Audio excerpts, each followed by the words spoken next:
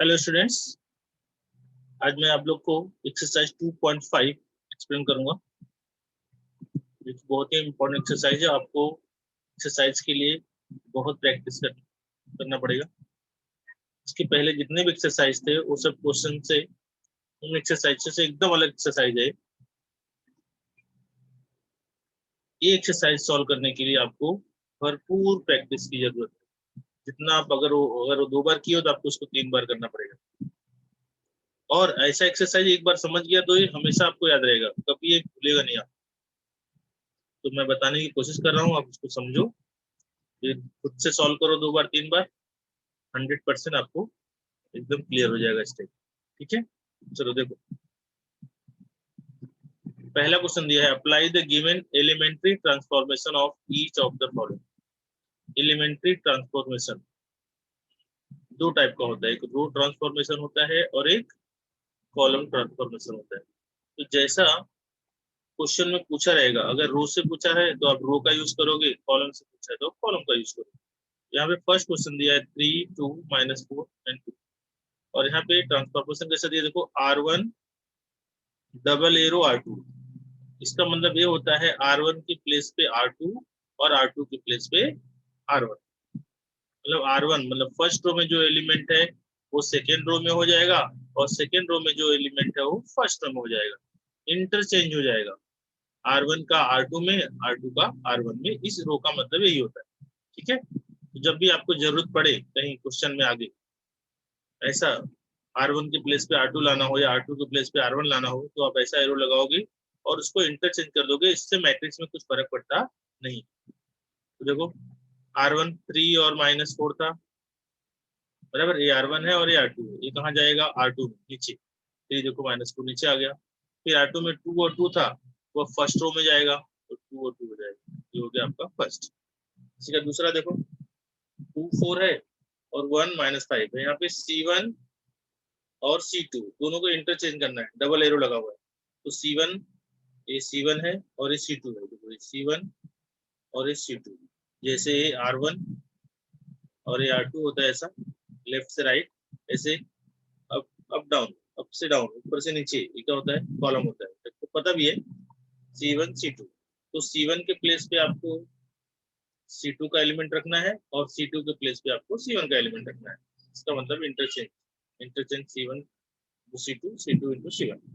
तो 2 1 के प्लेस पे क्या आएगा, 4 4 -5, 4 -5 लिख दिया। और C2 में क्या आ जाएगा, C1 का एलिमेंट 2 1, तो 2 1 यहाँ पे आएगा। मतलब ये C1 के प्लेस पे C2, C2 के प्लेस पे C1 हो गया इंटरचेंज। तीसरा, ये 3 इंटू 3 का एक मैट्रिक्स दिया हुआ है। पहला फाइंड करना है 3R2, मतलब R2 में 3 से मल्टीप्लाई करना है।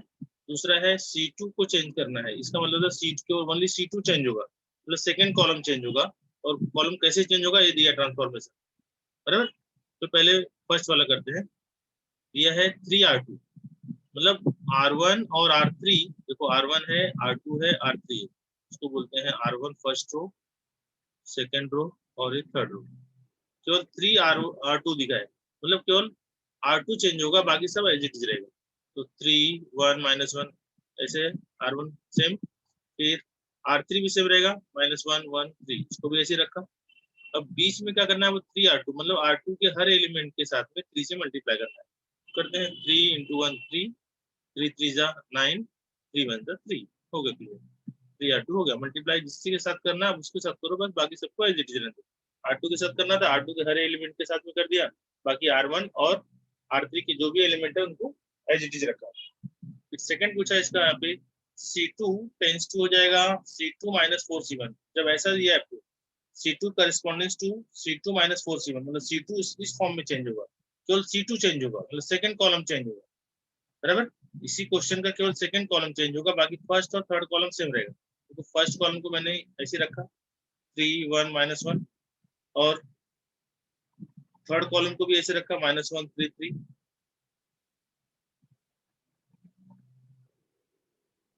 एक मिनट, ऊपर का लिखना था, क्वेश्चन ए वाला है, इसके हिसाब चेंज करना है।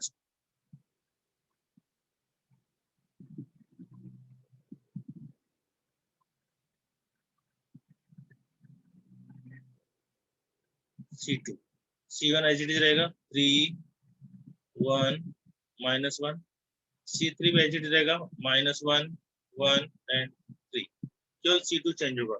तो C2 में देखो 1 है, तो 1 1 -4 C1 दिया हुआ है, तो 1 -4 इंटू C1 देखो कितना 3, कितना आएगा 1 -12, 1 -12 कितना आएगा -11, तो मैंने यहाँ लिख दिया -11। फिर इसके नीचे पहला हो गया, दूसरा है 3, तो 3 माइनस हर एक एलिमेंट आ गया, 3 -4 इंटू कितना है यहाँ पे 1, तो 3 -4 कितना आएगा -1, तो लिख दिया मैंने -1।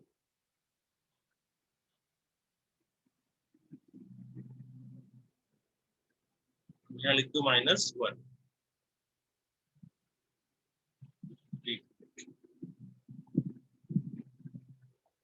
देखो क्वेश्चन कितना है, 3 है, 3 इंटू 4 C1 है, 3 इंटू 4 C1 मतलब 3 इंटू 4 इंटू C1 कितना 1, तो 3 -4 कितना आएगा -1, क्या लिखने का -1, क्या लिखोगे यहाँ पे -1, बराबर। फिर 1 1 -4 C1, 1 -4 इंटू C1 कितना है देखो -1, तो 1 -4 बन जाए 4 प्लस 4 कितना आ गया 5, ये हो गया 5, -11 -1 और 5, ये आपका हो गया सेकेंड ट्रांसफॉर्मेशन। फिर से चेक कर लो, केवल C2 चेंज किया। क्वेश्चन यहाँ पे है 1 -4 इंटू 3 12, 1 -12 कितना आ गया -11, फिर 3 -4 इंटू 1, बराबर कितना होगा 3 -4 इंटू 1, तो 4 इंटू 1 कितना होगा 4, 3 -4 कितना आएगा -1, फिर 1 -4 इंटू -1, 1 -4 इंटू -1, तो -1 इंटू 4 हो जाएगा -4 और माइनस +4, 1 +4 कितना आएगा 5। ये क्वेश्चन देखो और इसके हिसाब से यहाँ पे चेंज कर दो, ये हो गया आपका थर्ड। जैसा यहाँ पे ट्रांसफॉर्मेशन दिया है आपको सर इसको चेंज कर दिया हो गया question number 1। Question number 2 very very important question, देखो ध्यान से। Transform in the upper triangular matrix using row transformation. Upper triangular के मैंने आपको बताया था, अपर ट्रायंगुलर क्या होता है, अपर ट्रायंगुलर मैट्रिक्स उसमें जो डायगोनल एलिमेंट है, तो ये डायगोनल एलिमेंट यहाँ से यहाँ पे, अपर ट्रायंगुलर के लिए डायगोनल एलिमेंट के नीचे जो 3 है ये नंबर है, ये 0 होना चाहिए, बराबर, तो अपर ट्रायंगुलर होगा। और लोअर के लिए ऊपर 3 0 होना चाहिए, डायगोनल के ऊपर साइड में, अबो साइड में, बिलो साइड में होगा तो अपर ट्रायंगुलर और अबो साइड में होगा तो लोअर ट्रायंगुलर। तो हमको क्या प्रूव करना है यहाँ पे, अपर ट्रायंगुलर मतलब नीचे 3 0 लाना है, राइट। अब देखो 3 0 और यूजिंग रो ट्रांसफॉर्म, रो का यूज करना है, R1 R2 R3, अपना हो गया R1, ये हो गया R2, ये हो गया R3, बराबर। इसमें ट्रांसफॉर्मेशन इसके ऐसा दिया नहीं, इसको हमें खुद डिसाइड करना है, यहाँ पे 0 लाना है, फिर यहाँ 0 लाना है, यहाँ 0 लाना है, बराबर। अब कैसे करेंगे देखो, R1 में 1 -1 2 है और R3 में 3 2 4 है। हम लोग 1 जितना छोटा नंबर का यूज करें, जिसमें 1 हो उसका यूज करने का, और R2 को चेंज करना है। देखो R2 में फर्स्ट एलिमेंट 0 आना चाहिए, यहाँ पे किसी वाले में 0 डाल, तो 2 -2 करोगे तो ही 0 आएगा, तो मैंने लिखा R2, फिर ऐसा एरो लगाया, सिंगल एरो लगाने का मतलब R2 चेंज होगा, इसका मतलब होता है R2 चेंज होगा कैसे, 2 -2 करना है, तो 2 -2 मतलब R2 2 है, -2 इंटू R1 कर दिया, R1 में 1 है, उससे 2 से मल्टीप्लाई, तो 2 1 2 हो जाएगा, और R2 2 है ही है, तो 2 -2 इंटू 1 मतलब 2 -2 कितना हो गया 0, ये हो गया 0। जब इसको चेंज किया तो ये जितना एलिमेंट है सब चेंज करने का, तो 1, तो R2 कितना 1 -2 इंटू -1 कितना आएगा 1 2 1 2 +3, तो लिख दिया 3। फिर तीसरा 3 -2 इंटू 2, तो 3 -4 कितना आ गया -1, R2 को चेंज किया, बाकी फर्स्ट रो और third row as it is रहेगा। देखो फर्स्ट रो और थर्ड रो में कुछ नहीं किया, केवल R2 चेंज किया। ठीक है, प्रैक्टिस करना पड़ेगा आपको। क्यों चेंज किया? क्योंकि हमको जीरो लाने का था वहाँ, बराबर। एक जीरो तो मिल गया, अब यहाँ जीरो लाना है और यहाँ जीरो लाना है। ठीक है, अब यहाँ जीरो लाने के लिए हम लोग जैसे इसका R2 का यूज किया, ऐसे R3 का और R1 का यूज करें। तो R3 लिखा है यहाँ पे, R3 माइनस 3R1, R1 पे 1 है इसलिए R1 का यूज किया। तो जैसे यहाँ पे 2 माइनस 2 किया था, 0 हुआ, जैसे 3 माइनस 3 हो जाएगा 3, तो 3 माइनस 3 इंटू 1, तो 3 माइनस 3 कितना आ गया? 0। यहाँ हो गया 0। ये तो चेंज हो गया, बट ये भी चेंज होगा, ये भी चेंज होगा, सब चेंज होगा। R1 R3 पूरा चेंज होगा, R1 R2 as it is रहेगा। 1 ये वाला देखो, R1 आया, ये R2 आया, ये दोनों ऐसे ही रहेगा, केवल लास्ट वाला चेंज होगा। ठीक है, अब क्या करेंगे यहाँ पे, 2 माइनस 3 इंटू माइनस 1, तो 2 माइनस माइनस प्लस 3 कितना आ गया? 5, मैंने लिख दिया 5। फिर लास्ट वाला है कौन सा? 4 माइनस 3 इंटू R1 कितना है? 6, R1 कितना है? 2, तो 4 माइनस 6 आएगा -2, मैंने लिख दिया -2। 2 जीरो तो आ गया, बचा कौन सा? यहाँ पे जीरो लाना है, बट यहाँ पे कितना आ गया? 5, बराबर। 5 इसका और इसका यूज करो तो 5 1 5, जीरो नहीं हो रहा है, लेकिन इसको अगर 5 लाओगे तो इसका देखो ये चेंज हो जाएगा। इसलिए पहले यहाँ पे हम क्या करते हैं, R2 को चेंज करते हैं। R2 में जो ये नंबर है यहाँ पे 1 लाते हैं, बराबर। ये 1 लाने के बाद फिर हम इसका यूज करके इसको चेंज कर सकते हैं, जिसमें जीरो रहेगा वो यूज करते हैं। तो मैं यहाँ पे R2 का यूज कर रहा हूँ, यहाँ जीरो लाऊंगा पहले, यहाँ 1 लाऊंगा, वहाँ 1 लाने के बाद फिर ऑटोमेटिक आंसर आ जाएगा। देखो यहाँ 1 लाने के लिए मुझे R2 को डिवाइड करना पड़ेगा 3 से। किससे? 3 से। मैं R2 को 3 से डिवाइड करता हूँ, R1 और R3 एज इट इज। देखो R1 और R3 को ऐसे रखा, R1 को R1 यही है पूरा ऐसे रखा, R3 को भी ऐसे रख दिया। तो चेंज किसको कर रहा हूँ? 0 को 3 से डिवाइड करेंगे तो 0 आएगा, 3 को 3 से डिवाइड करेंगे तो 1 आएगा, 1 को 3 से डिवाइड कर -1/3 आएगा, बराबर। केवल डिवाइड किया, R2 डिवाइड बाय 3, तो R2 चेंज किया, R2 को 3 से डिवाइड करके लिख दिया, फिर भी अभी यहाँ पे जीरो नहीं आया। अब हम इसका यूज करके 5 में से 5 माइनस करेंगे तो ऑटोमेटिक जीरो आ जाएगा, राइट। तो R3 चेंज करेंगे इस बार, R3 माइनस 5 R2, देखो 0 माइनस 5 इंटू 0 यानी कि 0, 0 में से 0 गया तो 0 ही आएगा। फिर 5 minus 5 into 1, 5 minus 5 into 1, 5 minus 5 into 1 5, 5 minus 5 कितना हो जाएगा? 0। बच्चा लास्ट वाला, लास्ट में क्या है? R3 के प्लेस में क्या दिया है? लास्ट वाला देखो, R3 दिया -2, -5 इंटू क्या करना हमको? R2 है 1/3, कितना आएगा? -2, माइनस माइनस जाएगा प्लस, 5 1 5/3 ऐसा है। तो 3 2 6 -6 प्लस 5 1 5/3 1 3, तो कितना आएगा? -5 -6 प्लस 5 1 -1/3, तो लिख दिया -1/3। यहाँ 0, यहाँ 0, यहाँ 0, 3 जीरो आया ना, बराबर। तो अपर ट्रायंगुलर के लिए हमको डायगोनल के नीचे 3 जीरो चाहिए रहेगा, 3 जीरो हमने लेके आया यहाँ पे, बराबर। अब 3 जीरो जब आ गया यहाँ पे तो A is the upper triangular matrix, ये प्रूफ हो गया, राइट। थोड़ा सा आपको मेहनत करना है, धीरे धीरे आपको ये क्लियर होते जाएगा, ठीक है। तो अभी हम लोग करेंगे question number 3।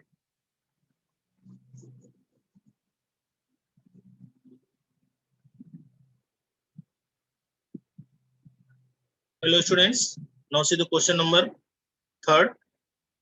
Find the cofactor of the following matrices. Cofactor find करना है। कोफैक्टर फाइंड करने के पहले हमको माइनर फाइंड करना पड़ता है, बराबर।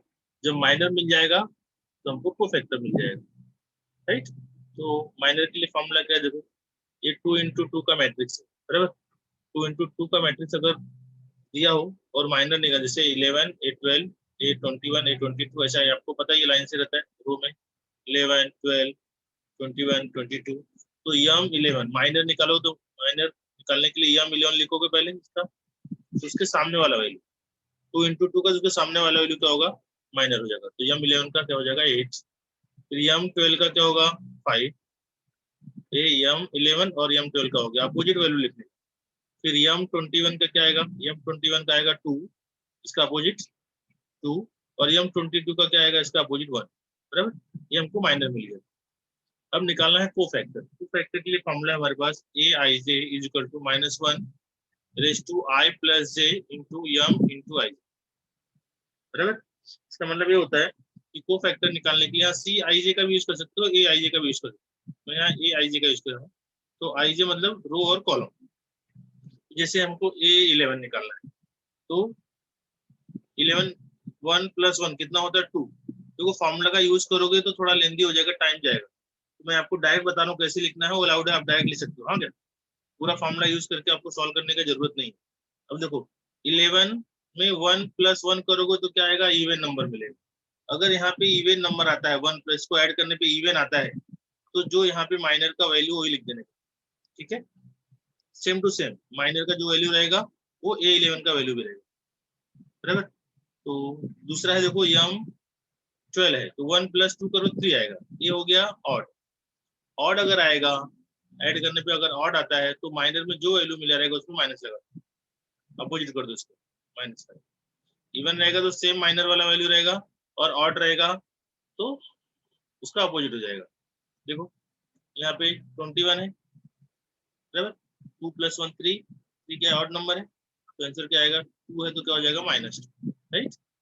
यहाँ पे देखो यम 2 है, 2 + 2 कितना होता है 4, 4 इवन नंबर है, इवन नंबर के लिए सेम जो माइनर का वैल्यू रहेगा वही A22 का वैल्यू भी रहेगा, लिख दिया। तो हो गया आपका cofactor A11 A12 A21 A22। इस टाइप से आपको कोफैक्टर फाइंड करना है, ठीक है। ये 2 × 2 का हो गया। अब इसका सेकंड क्वेश्चन दिया 3 × 3 में।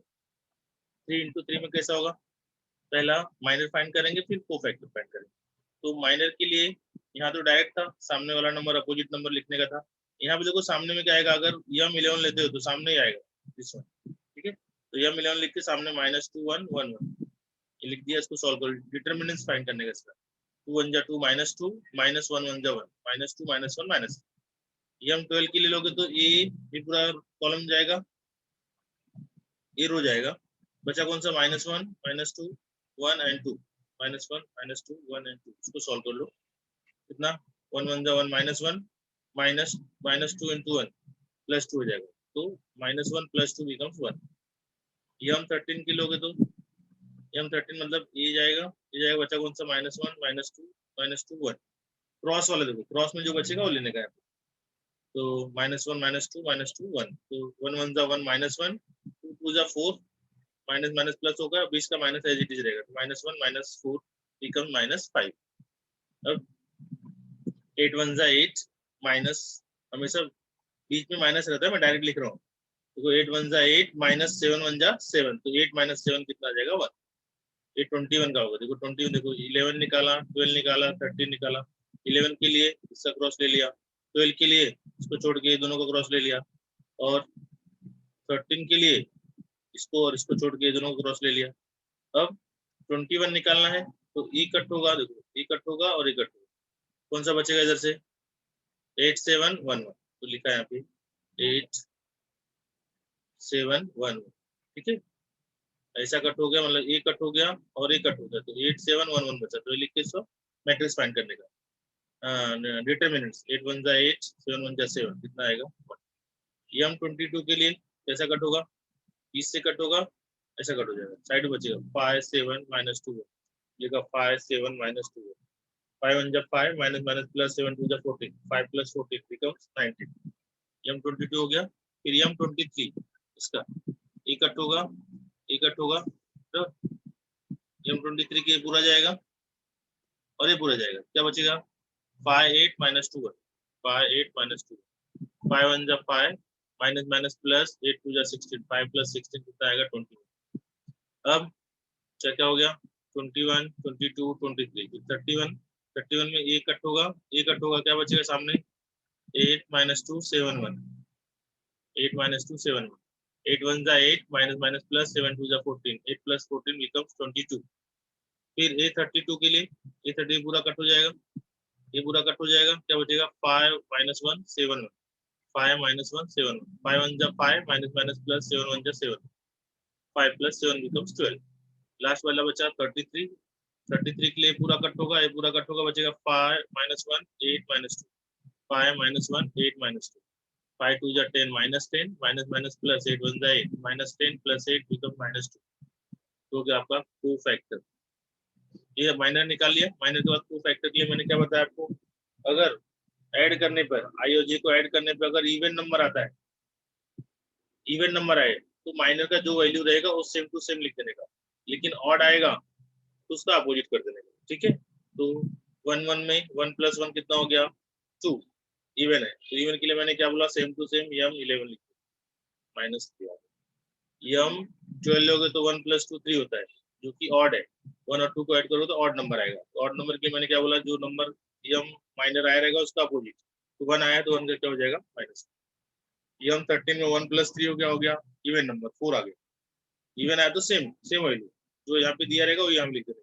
ठीक है, तो आपका टाइम वेस्ट नहीं होगा, केवल फॉर्मूला यहाँ पे लिख दो, केवल फॉर्मूला 1 लाइन में लिखने का, बाद में फटाफट आंसर निकालने का। ऐसी 21 का 2 + 1 3 होता है, तो देखो ऑड आ गया, ऑड के लिए इसका जो आंसर रहेगा उसका अपोजिट कर देना, प्लस है तो माइनस में, माइनस है तो प्लस। 22 में 2 + 2 4 होता है, इवन है बराबर। जब इवन नंबर रहेगा तो सेम टू सेम आंसर रहेगा, लिख दिया यहाँ पे। 823 3 और 2 5 हो गया, मतलब ऑड नंबर है, ऑड नंबर के लिए क्या होगा उसका अपोजिट। कितना यहाँ पे 21 है तो क्या हो जाएगा -2। फिर 31 है, 31 3 + 1 4 होता है तो सेम टू सेम। इवन है, ऐड करने पे इवन आया तो सेम माइनर वाला वैल्यू, और ऐड करने पर आईओजे को ऐड करने पर अगर ऑड आया तो जो माइनर में दिया उसका opposite. It's very simple. A32 2 + 3 5 हो गया, 5 मतलब ऑड नंबर है तो 12 आया था, क्या लिखोगे यहाँ पे -2। 3 3 कितना होता है 6, ऐड करने पे इवन नंबर आ रहा है तो जो माइनर में आया रहेगा -2 वही यहाँ पे लिखोगे -2 बराबर।